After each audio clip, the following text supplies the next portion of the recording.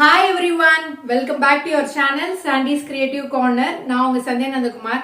எல்லாரும் எப்படி இருக்கீங்க ஃப்ரெண்ட்ஸ்? நலமா இருக்கீங்களா? நாங்களும் நலமா சேஃபா இருக்கோம்.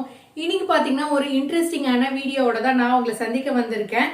நாம இன்னைக்கு என்ன பார்க்க போறோம்னா நான் இது வரைக்கும் என்னோட கிச்சனை எப்படி மெயின்டைன் பண்ணிட்டு இருக்கேன். சில டிப்ஸ் அண்ட் ட்ரிக்ஸை ஃபாலோ பண்ணி நான் என்னோட கிச்சனை ஆர்கனைஸ் பண்ணி வச்சிருக்கேன். ஸோ அந்த ஐடியா தான் இன்னைக்கு உங்களுக்கு நான் ஷேர் பண்ணலாம்னு நினைக்கிறேன் ஃப்ரெண்ட்ஸ். ஸோ அது மட்டும் இல்லாமல் நம்ம ஒரு சூப்பரான ஃப்ரிட்ஜ் டோரோட ஹேண்டில் இருக்கும் இல்லையா, அதுக்கு ஒரு டிஐவை கவர் தான் பார்க்க போகிறோம்.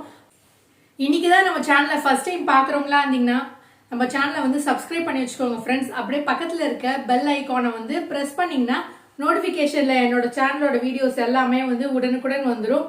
இனி வாங்க வீடியோக்குள்ளே போகலாம்.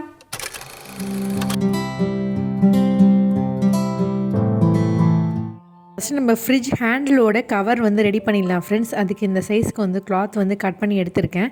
2 கிளாத் நம்ம தேவைப்படும்.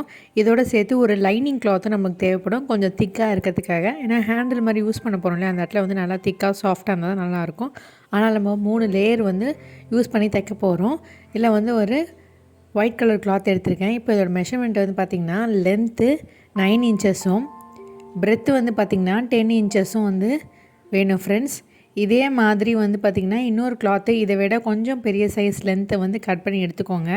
இப்போ நான் ஒரு ஹேண்டில் மட்டும்தான் தைக்கிறேன். இந்த ஃப்ரிட்ஜுக்கு பார்த்திங்கன்னா 2 ஹேண்டில் இருக்குது. இந்த கிளாத்தை நம்ம ரைட் சைடு ஒன்றா வைக்கிற மாதிரி வச்சுக்கலாம் ஃப்ரெண்ட்ஸ். ராங் சைடு நம்மளை ஃபேஸ் பண்ணுற மாதிரி வச்சுக்கோங்க. அடுத்ததாக நான் லைனிங்காக யூஸ் பண்ணக்கூடிய இந்த கிளாத்தை வச்சுக்கிறேன். இந்த மாதிரி நான் இன்றைக்கி ஒரு பழைய ஒயிட் கிளாத் பேக்கை தான் கட் பண்ணி வச்சுருக்கேன் ஃப்ரெண்ட்ஸ். நீங்களும் இதே மாதிரி பழைய கிளாத் எதாவது இருந்ததுன்னா அதை லைனிங்காக யூஸ் பண்ணிக்கோங்க. இந்த மாதிரி வச்சுருங்க ஈக்குவலாக.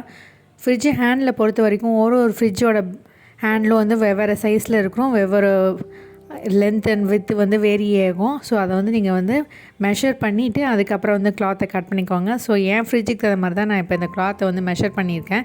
பட் இந்த சைஸ் பார்த்திங்கன்னா நம்ம எல்லாத்துக்கும் பயன்படுத்துகிற மாதிரியான ஒரு யூனிவர்சல் சைஸ் தான் காமிச்சிருக்கேன். சப்போஸ் சில ஃப்ரிட்ஜுக்கு ஹேண்டில் சுத்தமாக டோட்டலாக கொஞ்சம் வேரி ஆகும். அந்த மாதிரி இருந்ததுன்னா நீங்கள் மெஷர் பண்ணிவிட்டு பண்ணிக்கோங்க. இப்போ நான் ஃபுல்லாக பெல் பின் செக்யூர் பண்ணிவிட்டு உங்களுக்கு காட்டுறேன் ஃப்ரெண்ட்ஸ். இப்போ பார்த்திங்கன்னா இந்த 2 பக்கம் மட்டும் நம்ம தைக்க போகிறதில்ல. இந்த இடத்துல ஓப்பனிங் விட போகிறோம். மற்ற எல்லா இடத்தையும் சுற்றி நம்ம தைக்க போகிறோம். தைச்சிட்டு இப்போ எப்படி இருக்குது அப்படின்றத காட்டுறேன். இப்போ பார்த்திங்கன்னா தைச்சி முடிச்சாச்சு. இந்த ஓப்பனிங் மட்டும் நான் விட்டுருக்கேன் பாருங்கள். ஒரு 2 இன்ச் அளவுக்கு நான் கேப் விட்டுருக்கேன். இப்போ எக்ஸஸாக இருக்கக்கூடிய கிளாத் எல்லாம் நம்ம கட் பண்ணி எடுத்துடலாம் ஃப்ரெண்ட்ஸ். இந்த மாதிரி எல்லாத்தையும் கட் பண்ணிவிடுங்க. இந்த சின்ன ஓப்பனிங்கை நம்ம ஓப்பன் பண்ணி விட்டுருக்கோம் இல்லையா தைக்காமல், அது வழியாக நம்ம கிளாத்தை திருப்பி விட்டுடலாம். இப்போ நான் எல்லாத்தையும் கட் பண்ணி முடிச்சிட்டேன். இப்போ இந்த சின்ன ஓப்பனிங் வழியாக நம்ம அப்படியே 2 விரல் இப்படி விட்டுட்டு இந்த எஜ்ஜையும் ஹோல்ட் பண்ணிவிட்டு நம்ம ஓப்பன் பண்ணிடலாம் ஃப்ரெண்ட்ஸ். இந்த மாதிரி 2 ஃபிங்கர் இப்படி விட்டுடுங்க. இந்த எஜ்ஜை நல்லா இப்படி பிடிச்சிக்கோங்க. அதே மாதிரி அந்த எஜ்ஜையும் இப்படி பிடிச்சிட்டு இப்படி ஹோல்ட் பண்ணி வெளியில் கொண்டு வந்திங்கன்னா ரைட் சைடு வெளியில் வந்துடுச்சு பாருங்கள். இப்போ எஜ்ஜெல்லாம் நல்லா ஷார்ப்பாக பாயிண்டடாக இருக்கான்னு விரல் விட்டு நல்லா எடுத்து விட்டுருங்க. பாருங்கள், நம்மளுடைய குட் சைடு வெளியில் வந்துடுச்சு பாருங்கள், சூப்பராக. இப்போ இதை ஒரு ஸ்டிக்கு மாதிரி வச்சுட்டு நான் இன்சர்ட் பண்ணிவிட்டு நல்லா அந்த ரஃப் எஜஸ்லாம் எடுத்து விடுறேன் பாருங்கள்.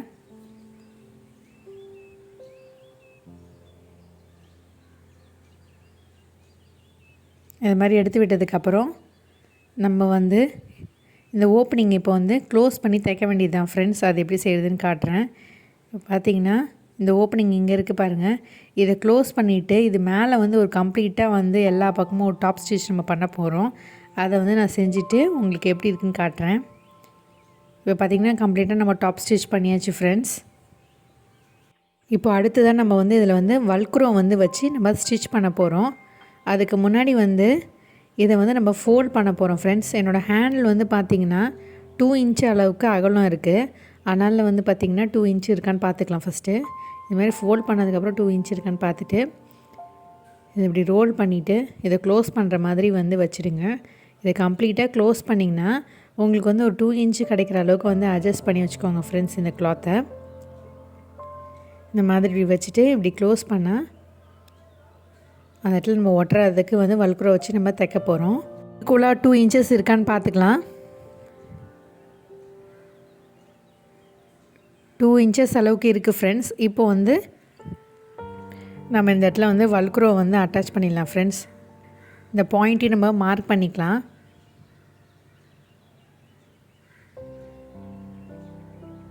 இப்படி தான் நம்ம ஃப்ரிட்ஜ் ஹேண்டில் இப்படி ட்ராப் பண்ணி நம்ம ஒட்ட போகிறோம். இப்போ இந்த இடத்துல வந்து வல்க்ரோ வச்சிட போகிறேன்.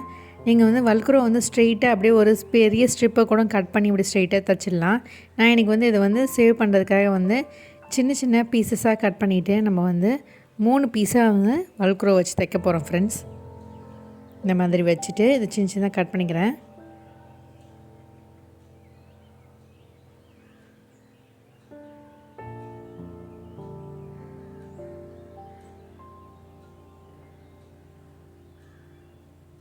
மூணு பீஸ் கட் பண்ணியாச்சு. இப்போ வந்து ஒரு பீஸை வந்து இப்படி ரிமூவ் பண்ணிவிட்டு இந்த இடத்துல வந்து நம்ம வச்சு தைக்க போகிறோம். இப்போ இங்கே வச்சிடலாம். இந்த மாதிரி வந்து பெல் பின் செக்யூர் பண்ணிவிட்டு வச்சு விட்டுருங்க. அதுக்கப்புறம் நம்ம தைக்கும் போது வந்து ஒரு பெல் பின்னை ரிமூவ் பண்ணிவிட்டு அப்படியே ஸ்டிச் பண்ணிக்கலாம் ஃப்ரெண்ட்ஸ்.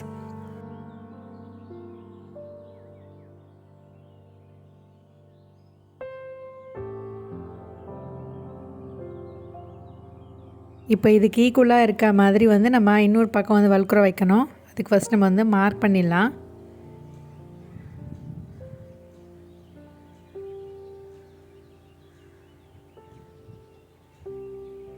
இந்தமாரி மார்க் பண்ணியாச்சு. அடுத்ததான் இந்த இடத்துல நம்ம வந்து இந்த வல்க்ரோ அட்டாச் பண்ணிடலாம். அதுக்கு ஃபஸ்ட் நான் இப்படி ஓப்பன் பண்ணிவிட்டு இந்த இடத்தையும் நான் வந்து வல்க்ரோ வச்சுட்டு உங்களுக்கு பெல் பின் செக்யூர் பண்ணிட்டு காட்டுறேன் பாருங்கள். இப்போ வந்து எல்லாத்துலேயும் பெல் பின் செக்யூர் பண்ணிட்டோம். இப்போ அடுத்தது நம்ம தைக்க வேண்டியது தான் ஃப்ரெண்ட்ஸ். எல்லாத்தையும் நான் தைச்சிட்டு உங்களுக்கு எப்படி இருக்குதுன்னு காட்டுறேன். அவ்வளோதான் ஃப்ரெண்ட்ஸ், நான் வந்து ஸ்டிச் பண்ணிவிட்டேன். 3 பக்கமும் தைச்சிட்டேன். இதே மாதிரி இந்த பக்கமும் வச்சு தைச்சிட்டேன். இப்போ நம்ம வந்து எப்படி வந்து இதை ரேப் பண்ணி க்ளோஸ் பண்ணி ஒட்டுறது அப்படின்னு காட்டுறேன். இந்த எஜ் இப்படி இருக்குது பாருங்கள். அடுத்தது இப்படி வச்சுட்டு இது மேலே இப்படி வச்சு நம்ம க்ளோஸ் பண்ண வேண்டியது தான். இது ஒரு சின்ன சைஸ் ரெடி ஆகிடுச்சு. இதே மாதிரி நான் பெரிய சைஸ்லேயும் தைச்சி வச்சுருக்கேன் ஃப்ரெண்ட்ஸ். ஒன்லி திங் வந்து கொஞ்சம் சைஸ் வந்து வேரி ஆகும்.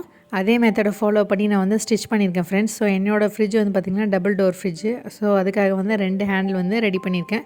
ஒன்று வந்து கொஞ்சம் பெருசாகவும், ஒன்று வந்து இந்த ஃப்ரீசர் ஹேண்டிலுக்காக வந்து சின்னதாகவும் ஸ்டிச் பண்ணியிருக்கேன் பாருங்கள். அவ்வளோதான் ஃப்ரெண்ட்ஸ், நம்மளுடைய சூப்பரான ஃப்ரிட்ஜ் ஹேண்டில் கவர் சூப்பராக ரெடி ஆகிடுச்சு. இது எப்படி வந்து ஃப்ரிட்ஜில் வந்து மாட்டி வைக்கிறது அப்படின்றத காட்டுறேன் பாருங்கள். இந்த மாதிரி நம்ம ஸ்டிச் பண்ணியிருக்கோம் பாருங்கள்.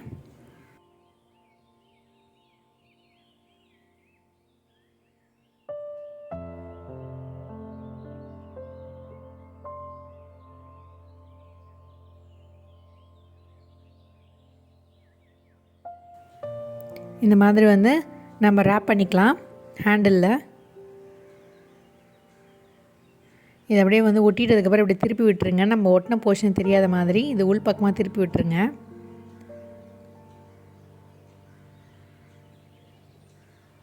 இப்படி அட்ஜஸ்ட் பண்ணி விட்டுருங்க. அடுத்ததாக நம்ம கீழேயும் நம்ம வச்சிடலாம்.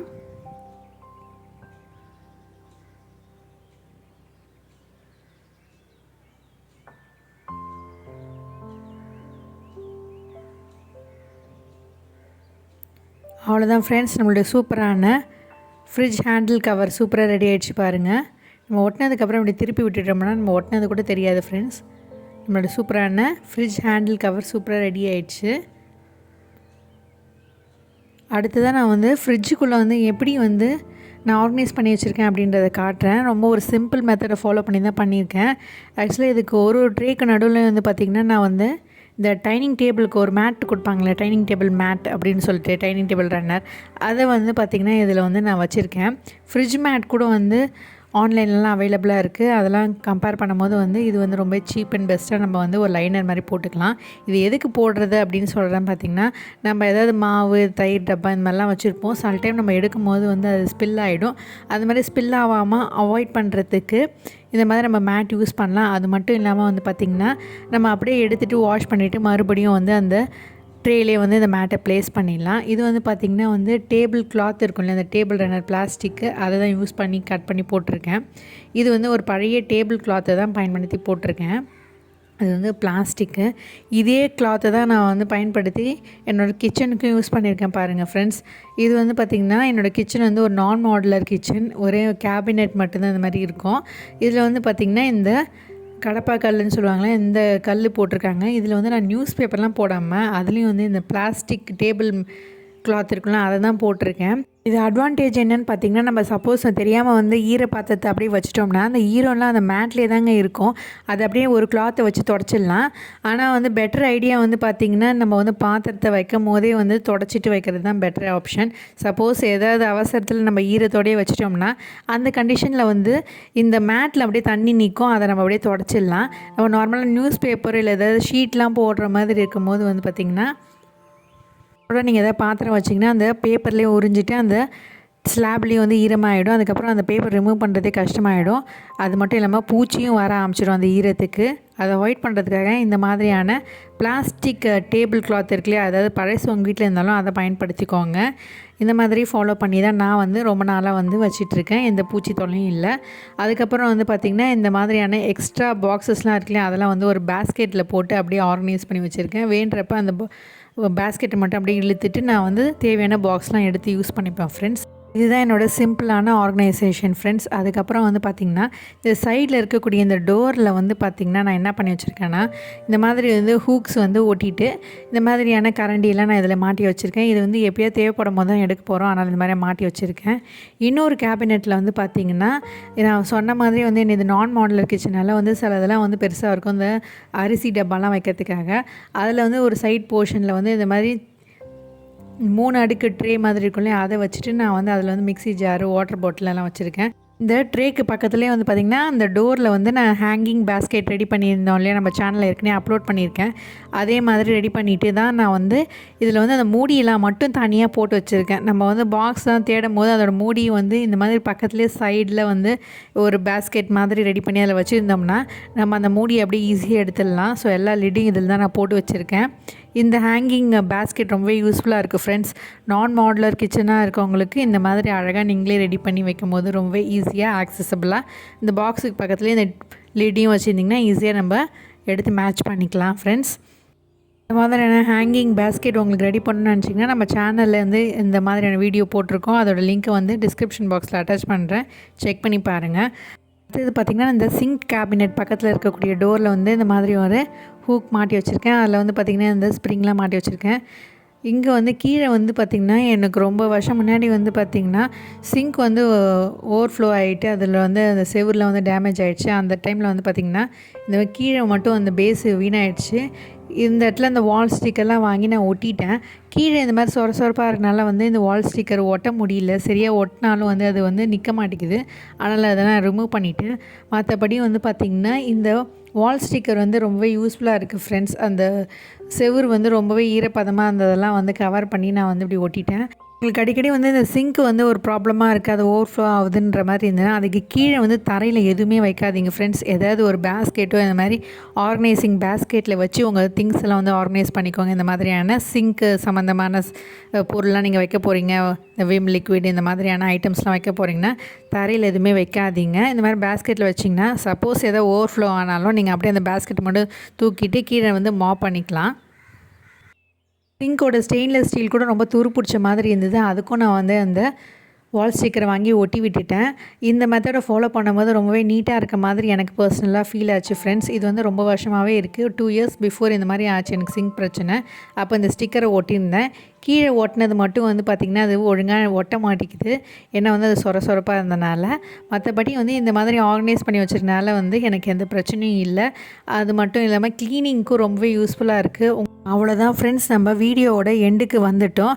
நான் காமிச்ச ஐடியாஸில் ஏதோ ஒரு ஐடியா கண்டிப்பாக உங்களுக்கு யூஸ்ஃபுல்லாக இருந்திருக்கும்னு நான் நம்புகிறேன் ஃப்ரெண்ட்ஸ். ஸோ வந்து இந்த மாதிரியான சிங்க்கு மெயின்டைன் பண்ணுறதையும் அதோடைய வால் ஸ்டிக்கர் எப்படி ஒட்டுறது அப்படின்றத நம்ம சேனலில் வீடியோ வந்து அப்லோட் பண்ணியிருக்கோம். அதோடைய லிங்க்கையும் வந்து டிஸ்கிரிப்ஷன் பாக்ஸில் அட்டாச் பண்ணுறேன். If you are interested to see it. என்ன ஃப்ரெண்ட்ஸ், வீடியோ உங்களுக்கு கண்டிப்பாக பிடிச்சிருக்குன்னு நினைக்கிறேன். பிடிச்சிருந்தா மறக்காம லைக் பண்ணுங்க, ஷேர் பண்ணுங்க, சப்ஸ்கிரைப் பண்ணுங்க. மீண்டும் ஒரு இன்ட்ரெஸ்டிங்கான வீடியோவோட உங்களை சந்திக்கும் வரை until then it's me signing off. Take care. Bye.